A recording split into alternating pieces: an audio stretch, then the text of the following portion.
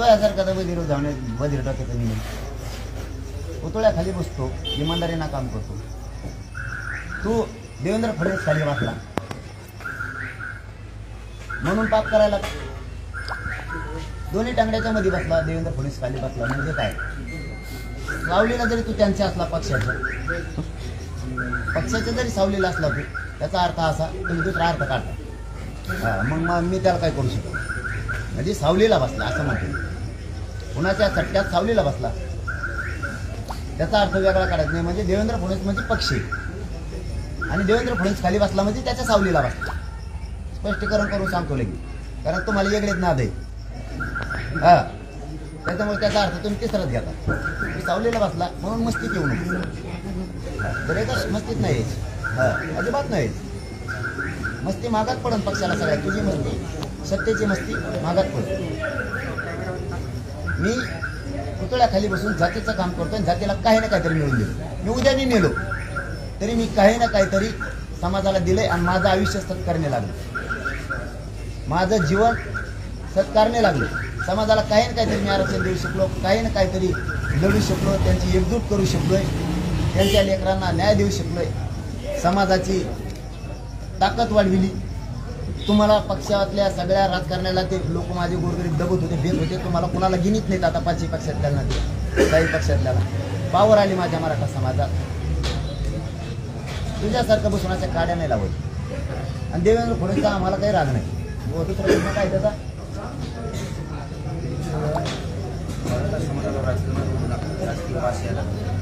मग बरेच लोक झालेले आहेत तुझं बाबा, चेक करून घे ना. आमच्याकडे डॉक्टर आहे, त्या डॉक्टरकडनं यायला तयार आहे आम्ही. तुला आम्ही काय सांगतो, राजकारणात आम्हाला जायचं नाही, मला नाही, माझ्या समाजाने आमचं आम्हाला द्या. देवेंद्र फडणवीसला आम्ही शत्रू नाही मानलं कधी, बार बार सांगितलंय. आता तू अभियान राबवितो म्हणल्यावर तू खोटंच बोलणार आहे, 100% खोटं बोलणार आहे. काय मराठा समाजासाठी केलं चांगलं माहिती. क्रांती मोर्चाला आज जसं म्हणून वाटलं करून टाकलं, पुरा क्रांती मोर्चा ठोक मोर्चा मुलीला दोन्ही वाटलं करून टाकलं सगळं मराठा समाज. काय योजना दिलं? काय ज्या अधिसंख्य पद निर्माण केले त्या भांबीरच्या आंदोलनाच्या वेळेस झाले, प्रोसिडिंग बुक हे आमचं काय सांगतो तुला, काय केलं समाजासाठी, काय नाही केलं. त्याला होकार आहे का? लेखी घ्या त्यांचं, ते आपण विचारत नाही. उद्धवजी ठाकरे साहेबांची तयारी आहे का ओबीसीतनं आरक्षण द्यायला, ते आपण विचारत नाही. त्यांचं लेखी मागत नाही. काँग्रेसच्याही बाबतीत तीच भूमिका. मग तुमचं देवेंद्र फडणवीस साहेब, भारतीय जनता पार्टी आणि सरकार हाच गोल आहे की मराठ्यांचे प्रश्न हा गोल आहे? आता तुमच्या सगळ्या विषयासंदर्भात सरकार सकारात्मक आहे. मुख्यमंत्री स्वतः संवेदनशील आहेत. तुमचा देवेंद्रजींवर विश्वास नाही ना? मुख्यमंत्री त्या ठिकाणी बोलत आहेत, त्यांचे मंत्री आपल्याकडे येत आहेत, त्यांच्यावर तर विश्वास ठेवा. आणि या प्रश्नांसंदर्भात आम्ही तुमच्या सोबत आहोत. फक्त तुम्ही राजकारण करू नका एवढंच मागणं आहे. आता तुम्ही आंतरवाली सराटीत बसणार छत्रपतींच्या पुतळ्याखाली आणि तिथं प्लॅनिंग कसलं करणार? उपोषण संपायच्या अगोदर कुठले कुठले दौरे, कुठल्या मतदारसंघात जाणार, कोणाला पाडणार, कोणाला निवडून आणणार, म्हणजे तुम्ही पूर्णतः राजकीय झालेला आहात. मग राजकीय तरी भूमिका घ्या.